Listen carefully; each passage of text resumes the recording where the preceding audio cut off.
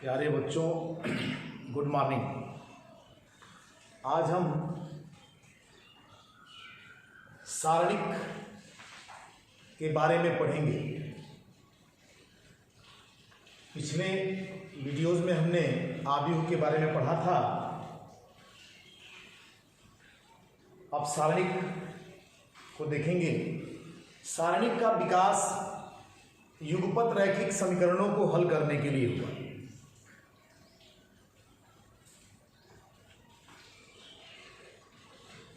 जरा ध्यान दीजिएगा, अगर यहां हम दो रैखिक समीकरणों के बारे में अगर देखें, जैसे a1x plus b1y equal to 0 तथा a2x प्लस b2y बराबर 0, तो समीकरण 1 से a1x बराबर माइनस b1y, इसको हम समीकरण 3 कर दे रहे हैं। और समीकरण 2 से a2x बराबर माइनस b2y, समीकरण 4 कर दे रहे हैं। अब समीकरण 3 में 4 से भाग देने पर, 3 में 4 से भाग कर देंगे तो a1x बटे a2x बराबर माइनस b1y बटे माइनस b2y होगा।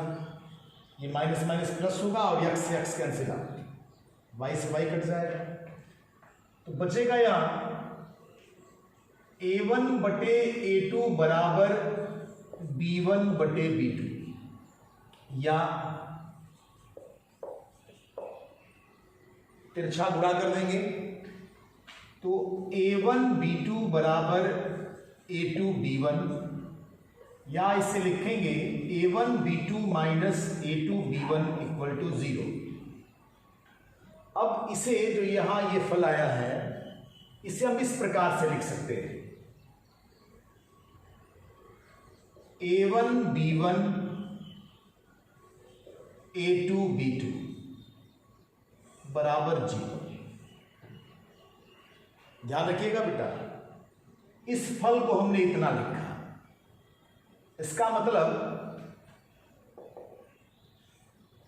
a1 b1 a2 b2 किसके बराबर हो गया? तो a1 b2 minus a2 b1 के बराबर हुआ। इसके जगह पर हमने इसको इतना लिखा है। इसे कहते हैं सारणिक, और इस सारणिक का ये हल है, प्रसार है, इसका मान है। इस सारणिक में ध्यान रखिएगा, ये दो क्षैतिज लाइनें हैं और दो ऊर्ध्वाधर लाइनें। क्षैतिज लाइनों को पंक्तियां कहेंगे और ऊर्ध्वाधर लाइनों को स्तंभ कहेंगे।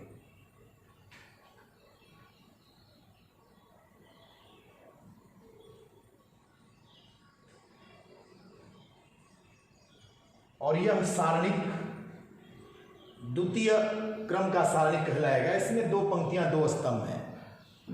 a1 b1 a2 b2 सारणिक के एलिमेंट कहलाते हैं। तो ध्यान रखिएगा, दो युगपत रैखिक समीकरण हैं, इनको हल करने का एक तरीका सारणिक हुआ।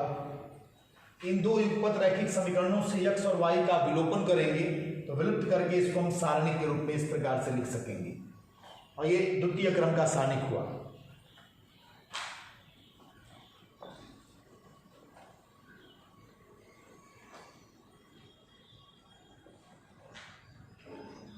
अब जैसे देखिए, अगर ये एक सारणिक है a1 b1 a2 b2, द्वितीय क्रम का सारणिक है। इसका विस्तार कैसे करेंगे?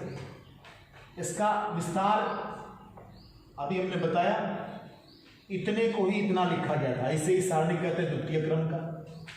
तो तिरछा गुणा करेंगे ऐसे, a1 b2 और फिर माइनस कर लेंगे इसका इसमें गुणा, A2 B1।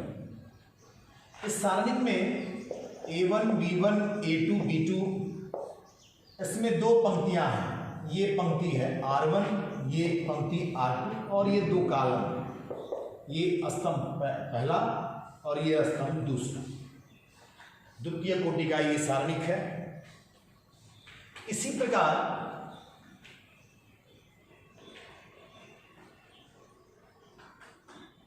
अगर हम इन समीकरणों पर विचार करें, जैसे A1x plus B1y plus C1 बराबर 0, A2x plus B2y plus C2 बराबर 0, A3x प्लस B3y और प्लस C3 बराबर 0, तीन समीकरण हैं। और ध्यान रखिए इसमें x और y 0 के बराबर नहीं है, तो इन्हें हम कैसे सॉल्व करेंगे। क्लास 10th में आपको युगपत रैखिक समीकरणों को हल करने की विधियां बताई गई थी, जिनमें से प्रतिस्थापन विधि, विलोपन विधि, वज्र गुणनखंड विधि और आलेखीय विधि, चार प्रकार से समीकरणों को हल करना सिखाया गया था। अगर वज्र गुणन विधि इस पर अप्लाई किया जाए तो ध्यान रखिएगा, वज्र गुणन अगर विधि लगा दें इस पर तो इसमें होगा x बटे में बराबर माइनस वाई ले लेंगे, माइनस वाई बटे और 1। x के नीचे जब लिखना होगा तो इसमें से, अभी ध्यान रखिएगा, अब ये दो समीकरणों को सॉल्व कर रहे हैं तो x वाले पद को ढक लेंगे। ऐसे पहले समीकरण हम 2 और 3 को सॉल्व कर रहे हैं तो x वाले पद को ढक लेंगे। हम समीकरण 2 और 3 को सॉल्व कर रहे हैं, ध्यान रखिएगा, x वाले पद को ढकेंगे तो यहां से इसका गुणांक B2C3 और माइनस इधर से B3C2।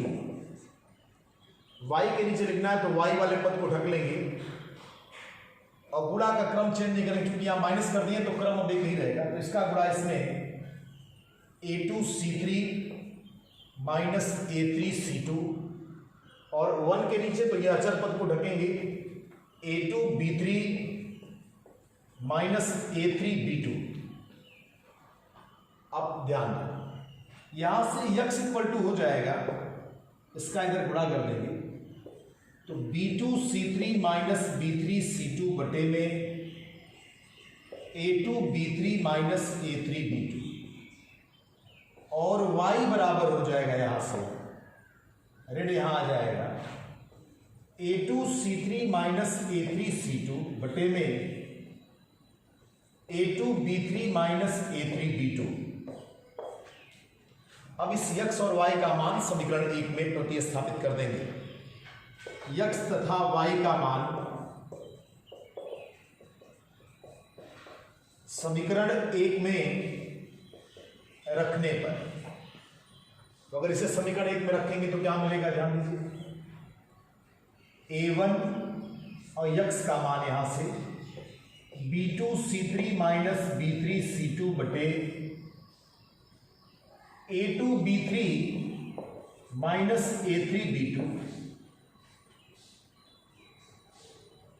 और प्लस B1, y का मान, तो y का मान ऋण में है तो ये हो जाएगा ऋण, तो minus B1 A2C3 minus A3C2 बटे में A2B3 माइनस A3B2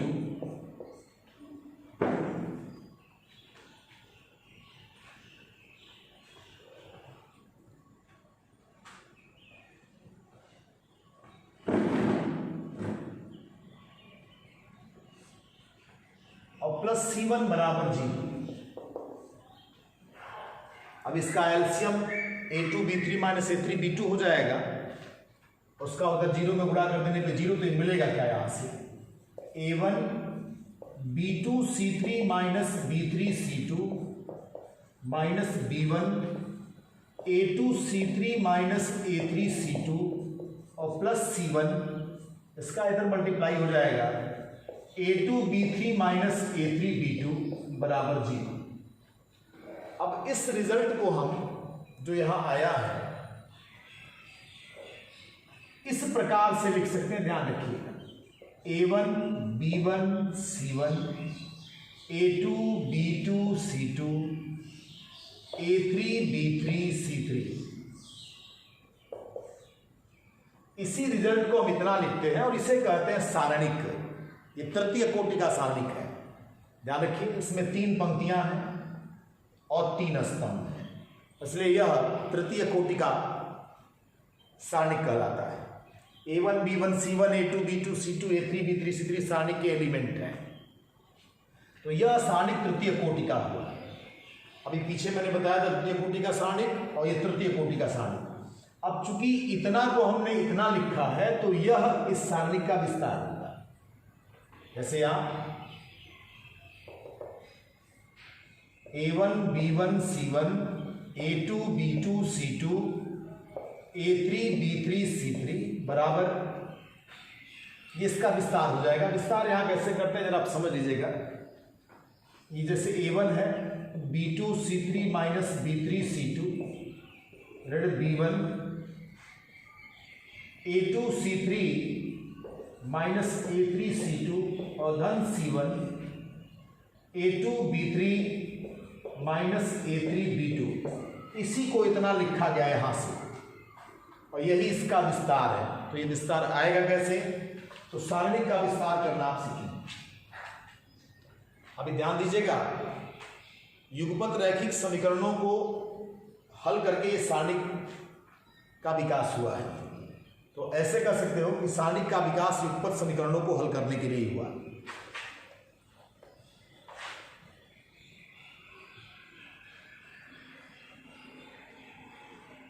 ध्यान दीजिए, अब जैसे द्वितीय कोटि का सारणिक है,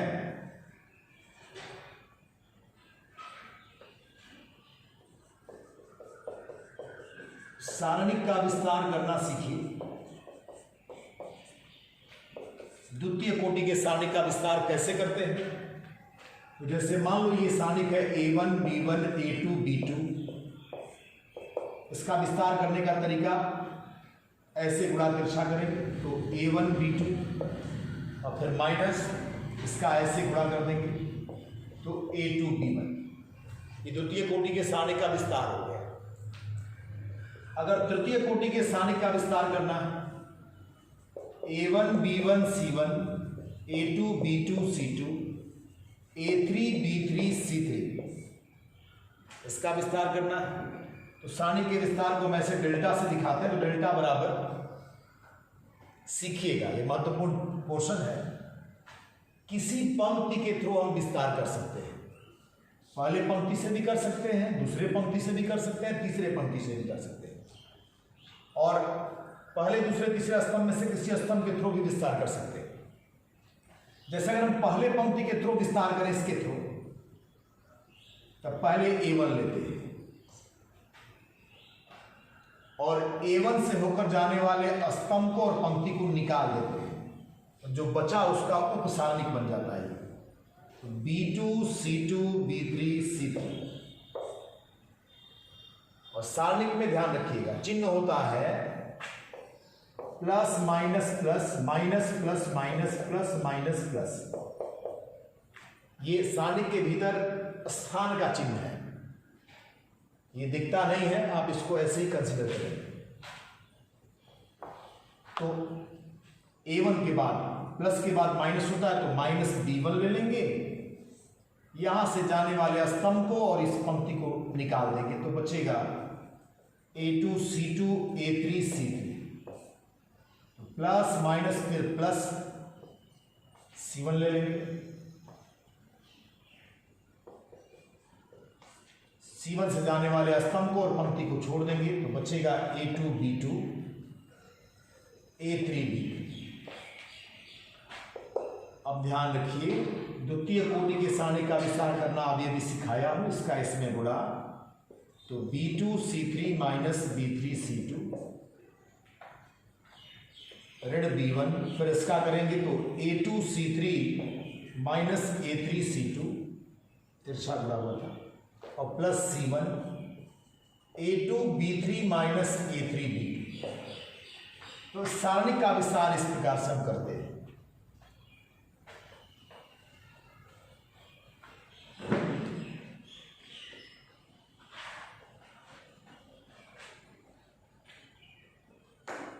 अब सारणी के प्रारंभिक गुणधर्म, इसका प्रॉपर्टी देखिए। गुण एक, पहला गुण कहता है कि अगर किसी सारणी के किसी पंक्ति अथवा किसी स्तंभ का प्रत्येक अवयव शून्य हो तो सारणी का मान शून्य होता है। जैसे, फिर से इस गुण को समझिए। अगर किसी सारणी के किसी पंक्ति अथवा किसी स्तंभ का प्रत्येक एलिमेंट शून्य हो तो सारणी का मान शून्य होता है। जैसे A1 B1 C1 A2 B2 C2 0 0 0, इसके तीसरे पंक्ति का प्रत्येक एलिमेंट 0 है तो सारणी का मान शून्य होगा। या A1 A2 A3 0 0 0 C1 C2 C3, इस सारणी के दूसरे स्तंभ के सारे एलिमेंट 0 है, इसलिए सारणी का मान भी शून्य होगा। अब ये सिद्ध कैसे करते हैं? अब जैसे मान लीजिए इसे प्रूफ करना है तो विस्तार कर देंगे। डेल्टा बराबर सारणी लेंगे A1 B1 C1 A2 B2 C2 0 0 0, इसका विस्तार कर दे रहे हैं। A1 लेंगे, यहाँ से जाने वाले पंक्ति स्तंभ को निकालेंगे B2 C2 0 0, फिर माइनस B1 ले लेंगे, अभी करके दिखाया था मैंने, देखिए यहाँ से जाने वाले स्तंभ को पंक्ति को निकालेंगे A2 C2 0 0, फिर C1 लेंगे, यहाँ से जाने वाले पंक्ति स्तंभ को निकाल दो तो A2 B2 0 0, ये तुम्हारा हो जाएगा A1 तिरछा गुणा करेंगे 0 माइनस 0 माइनस B1 0 माइनस 0 और प्लस C1 0 माइनस 0, ये कुल मिलाकर 0 आ जाएगा। तो ये गुणधर्म है। प्रश्नों में हम डायरेक्ट गुणधर्म का प्रयोग करेंगे। अगर किसी सारणी के किसी पंक्ति अथवा स्तंभ का प्रत्येक एलिमेंट शून्य हो तो उस सारणी का मान शून्य होता है।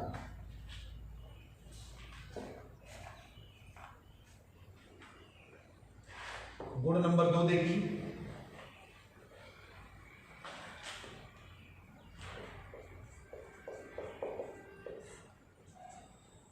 अगर किसी सारणी की पंक्तियों को स्तंभों में और स्तंभों को पंक्तियों में परस्पर विनिमय कर दिया जाए तो सारणी का मान नहीं बदलता है।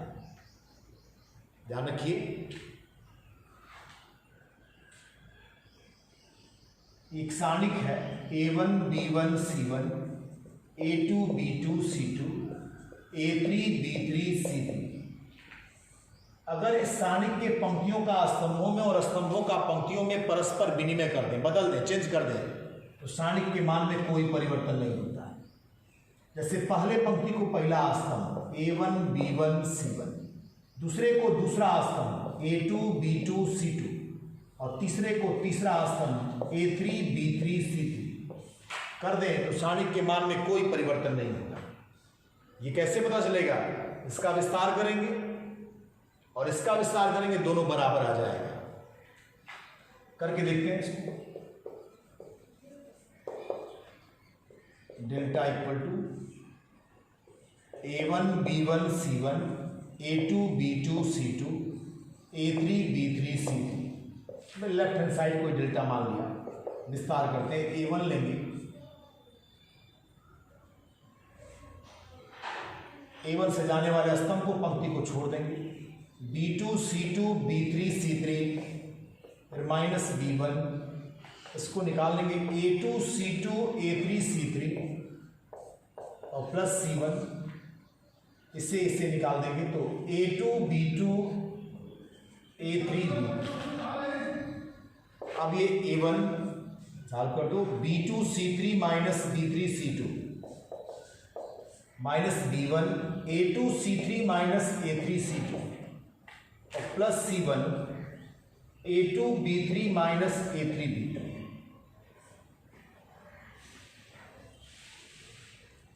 अभी ध्यान दीजिए, इसको हम पूरा तोड़ देंगे। A1 B2 C3 minus A1 B3 C2 minus B1 A2 C3 plus B1 A3 C2 plus C1 A2 B3 minus C1 A3 B2। थोड़ा सा इसको सेट करेंगे। अभी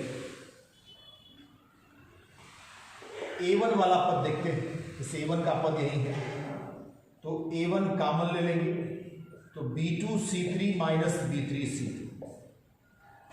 अब A2 वाला पद देखते हैं, जैसे A2 का पद एक यहाँ पर है और एक यहाँ पर है तो माइनस दोनों में से A2 कॉमन कर लेते हैं, माइनस A2 तो मिलेगा क्या B1 C3 माइनस A2 निकल गया B3 C1।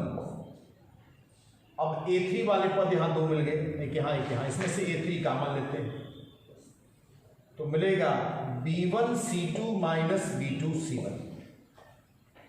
अब इसको हम ऐसे लिख सकते हैं, सारणिक बनाकर A1 A2 A3 B1 B2 B3 C1 C2 C3। यही हमको सिद्ध करना था। ये A1 A2 A3 आ जाएगा पहले पंक्ति में और ये B1 B2 B3 C1 C2 C3। इसका प्रसार इतना ही आएगा, अगर करके भी देखेंगे तो इस प्रकार से सिद्ध हो जाता है। इसका आसान तरीका है, इस पक्ष को हर प्रसार कर दो, इसका भी प्रसार कर दो, दोनों का मान बराबर आ जाएगा तो सिद्ध हो जाएगा। तो अगर किसी सारणी की पंक्तियों को स्तंभों में और स्तंभों को पंक्तियों में परस्पर विनिमय कर दिया जाए तो सारणी का मान शून्य हो जाता है। सारणी का मान नहीं बदलता।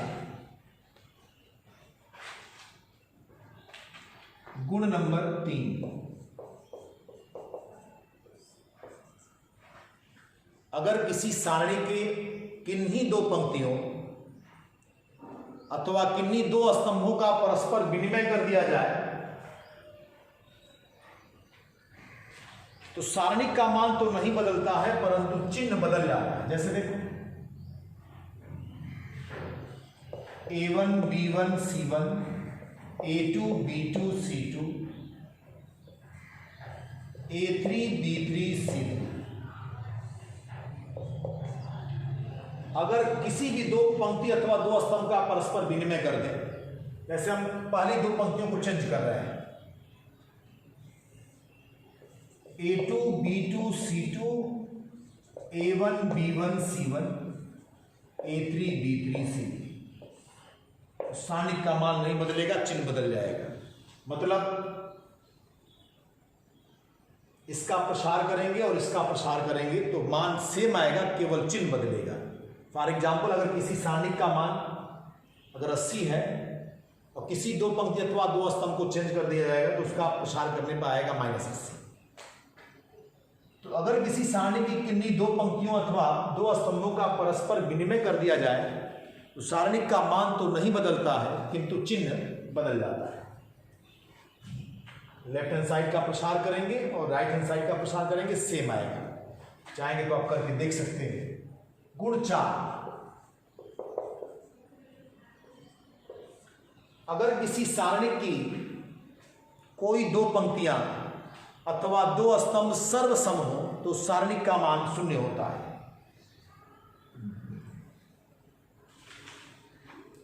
सर्वसम का अर्थ समझ लीजिए, जैसे देखिए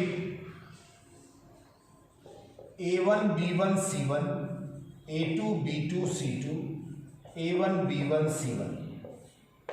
सारणी का मान 0 हो जाएगा। पहली पंक्ति और तीसरी पंक्ति सर्वसम है, बराबर है, इसलिए सारणी का मान 0 आएगा। प्रसार करके आप देख सकते हैं। इसका अगर प्रसार करेंगे तो A1 लेंगे,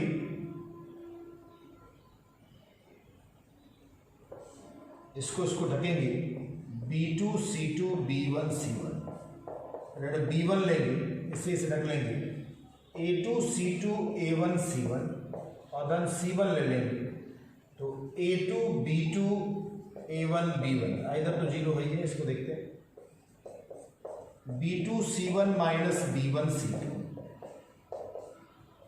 A2 C1 minus A1 C2 और A2 B1 minus A1 B2 बराबर जीरो। इसको तोड़ दें, A1 B2 C1 ऋण A1 B1 C2, A2 B1 C1 धन A1 B1 C2, A2 B1 C1 ऋण A1 B2 C1।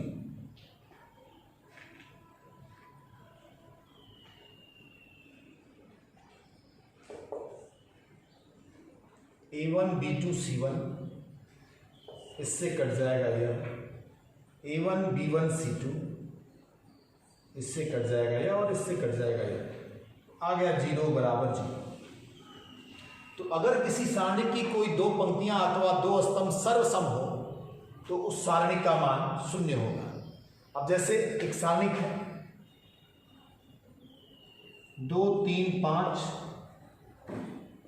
4 6 8 2 3 5, देखिए इस सारणी में दो स्तंभ सर्वसम है, ये पहला कॉलम और तीसरा कॉलम सर्वसम है, तो सारणी का मान जीरो हो जाएगा। प्रॉपर्टियां बहुत काम की हैं, प्रॉपर्टियों को याद रखना है, ढेर सारे प्रश्नों में प्रॉपर्टी का इस्तेमाल किया जाएगा।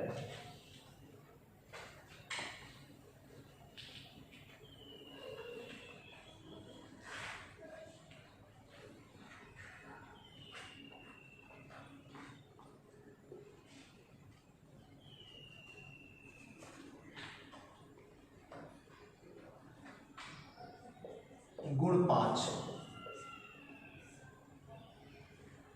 अगर किसी सारणी की किसी पंक्ति अथवा किसी स्तंभ के प्रत्येक एलिमेंट में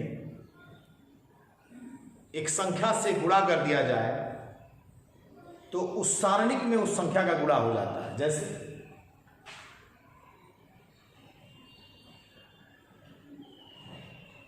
ये A1 B1 C1, A2 B2 C2, A3 B3 C3 एक सारणी है। अगर इसके पहले पंक्ति में हम यल से गुणा कर दें तो इस सारणिक में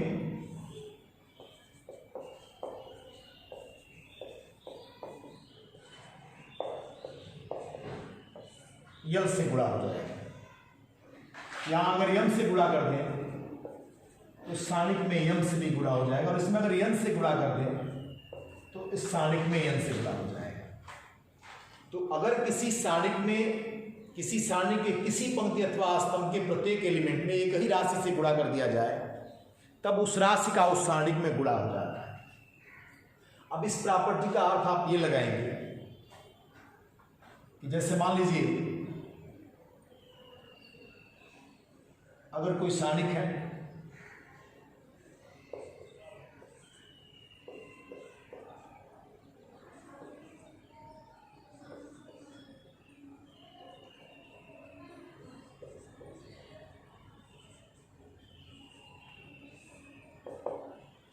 ध्यान दीजिए, पहली पंक्ति के प्रत्येक एलिमेंट में दो कॉमन दिख रहा है,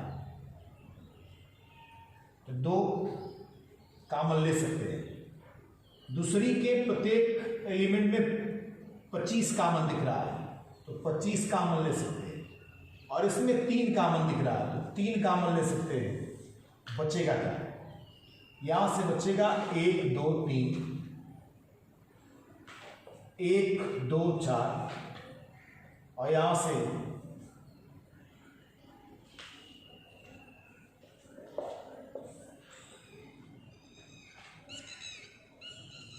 'तो आव्यूह में और सारणिक में अंतर समझिएगा। आव्यूह में से अगर किसी एलिमेंट को हम कॉमन लेते थे तो सारे एलिमेंटों में से कॉमन निकलता था, या अगर गुणा भाग करते थे तो सारे एलिमेंट में होता था। सारणिक में किसी एक प्रॉपर पंक्ति या स्तंभ में से हम गुणा भाग कर सकते हैं। किसी पंक्ति के सभी एलिमेंट में गुणा करेंगे तो सारणिक में भी गुणा हो जाएगा। जैसे यहां से कोई कॉमन लेंगे तो यहां भाग होगा। जैसे पहले पंक्ति में से 2 कॉमन लिए तो इसके सारे एलिमेंट में 2 से भाग हो गया। दूसरे में से 25 कॉमन लिए तो दूसरे में सारे एलिमेंट में 25 से भाग हो गया। तीसरे में से अगर 3 कॉमन लिया गया तो 3 का प्रत्येक एलिमेंट में भाग हो गया। ये प्रगुण नंबर 5 है। अगर इन 5 प्रगुणों को हम याद रखेंगे तो अधिकांश सवाल कर जाएंगे।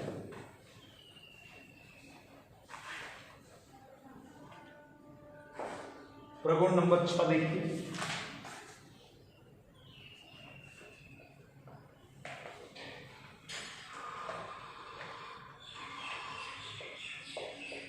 गुण 6।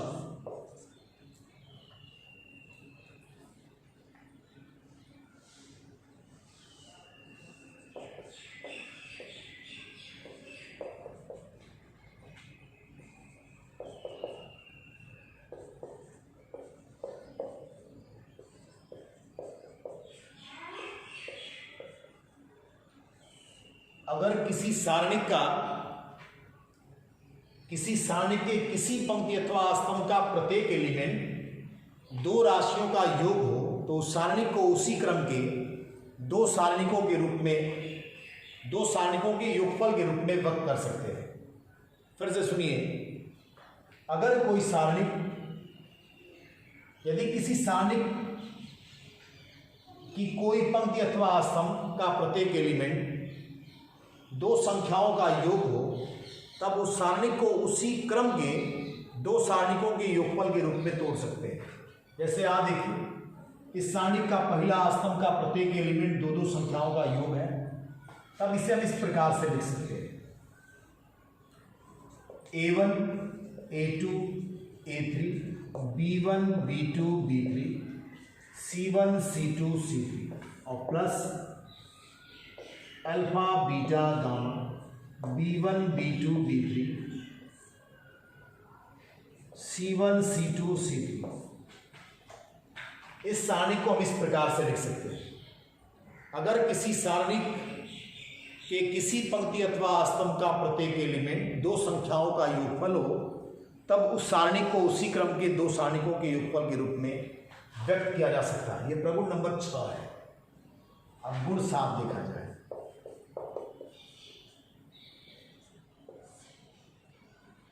गुण 7 कह रहा है,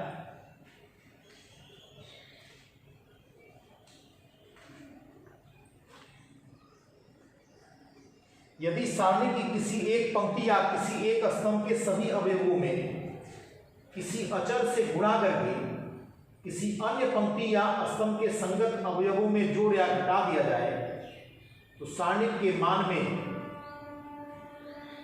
परिवर्तन नहीं होता है। बहुत इंपॉर्टेंट प्रगुण है ये, अधिकांश सवाल इसी प्रॉपर्टी से आएगा, इसको समझने का प्रयास करिएगा। जैसे देखिए, एक सारणिक है A1 B1 C1 A2 B2 C2 A3 B3 C3। इस प्रगुण को ही समझना है। इसमें बहुत सारे नियम आप लगा सकते हैं। इस प्रगुण में किसी भी पंक्ति अथवा स्तंभ को आप चेंज कर सकते हैं। अब जैसे आप R1 को चेंज करना चाहें तो R1 के स्थान पर R1 plus R2 plus R3 कर सकते हैं,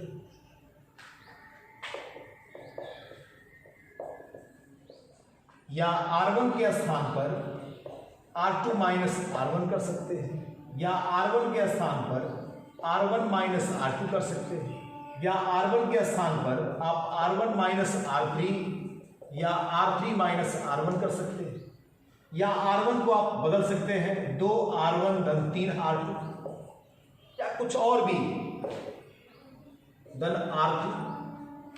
किसी भी अचर राशि से किसी पंक्ति के एलिमेंटों में गुणा करके दूसरी पंक्तियों में या स्तंभों में जोड़ा या घटाया जा सकता है। ऐसा करने से सारणी के मान में कोई परिवर्तन नहीं होगा।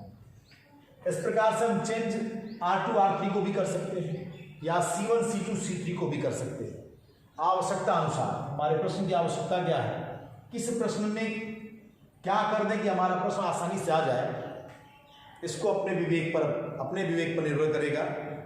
प्रश्नों में हम इसको दिखाएंगे। एक प्रॉपर्टी कहता है यदि किसी सारणी की किसी एक पंक्ति या किसी एक स्तंभ के सभी अवयवों में किसी अचर से गुणा करके किसी अन्य पंक्ति या स्तंभ के संगत अवयवों में जोड़ या घटा दिया जाए तो सारणी के मान में कोई परिवर्तन नहीं होता। जैसे अगर हम चाहें तो पहले स्तंभ के प्रत्येक एलिमेंट में किसी संख्या से गुणा करते हैं और इसे दूसरे स्तंभ चाहे तीसरे स्तंभ के संगत अवयव में जोड़ या घटा सकते हैं। ऐसा करेंगे तो सारणी के मान में कोई परिवर्तन नहीं होगा।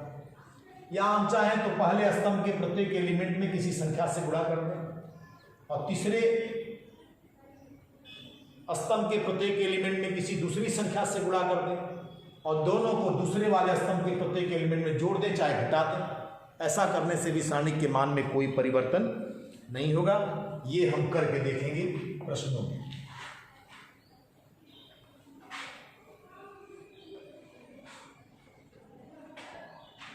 अब एक और है गुण 8।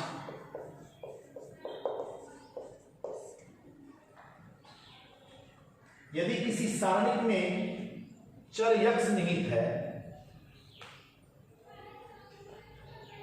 तथा सारणी के अवयव यक्ष में बहुपद है और यक्ष बराबर a रखने पर सारणी का मान 0 हो जाता है, तब यक्ष माइनस से सारणी का एक गुणनखंड होगा। ध्यान रखिएगा, अगर किसी सारणी में यक्ष आया है और उस सारणी में अगर हम यक्ष बराबर a रख दें और सारणी का मान 0 हो जाए तो यक्ष माइनस a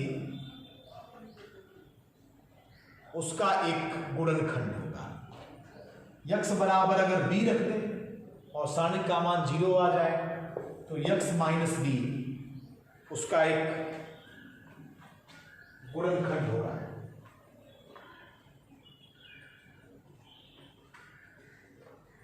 जैसे 1 1 1 यक्स यक्स स्क्वायर ए स्क्वायर बी स्क्वायर सारणिक है।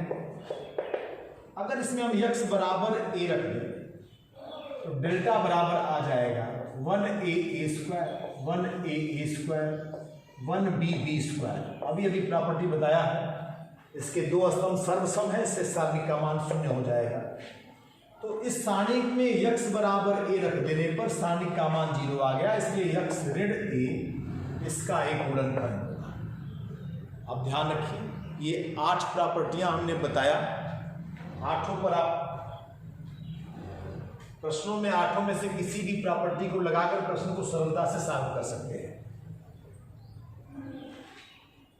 एक बार फिर संक्षिप्त रूप से देखा जाए, गुण 1 हमने बताया कि अगर किसी सारणी के किसी पंक्ति अथवा स्तंभ का प्रत्येक एलिमेंट 0 हो तो सारणी का मान 0 होगा।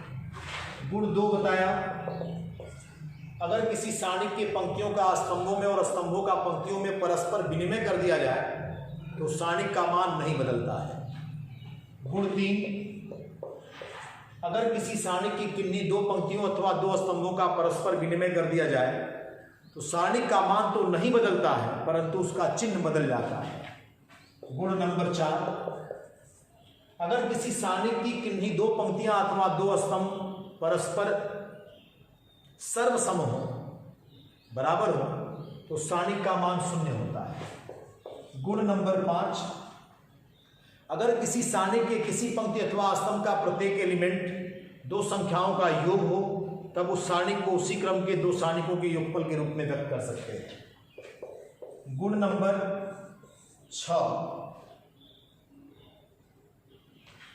किसी सारणी के किसी पंक्ति अथवा स्तंभ के प्रत्येक एलिमेंट में किसी राशि से गुणा कर देने पर उस राशि का उस सारणिक में गुणा हो जाता है। गुण नंबर 7 बताया था अभी, किसी सारणी के किसी पंक्ति के सभी अवयवों में किसी अचर राशि का गुणा करके उसे किसी दूसरी पंक्ति के संगत अवयवों में जोड़ या घटा देने से सारणिक के मान में कोई परिवर्तन नहीं होता है, और अगर ऐसा स्तंभों में करेंगे तब भी कोई परिवर्तन नहीं होता है। और गुण नंबर 8, अगर किसी सारणिक में कोई चर राशि यक्स विद्यमान हो और यक्स बराबर हम ए रख दें और हल करने पर सारणिक का मान 0 आ जाए तो यक्स माइनस से उस सारणिक का एक गुणनखंड होगा। ये 8 प्रॉपर्टियां, इसको ध्यान रखिएगा।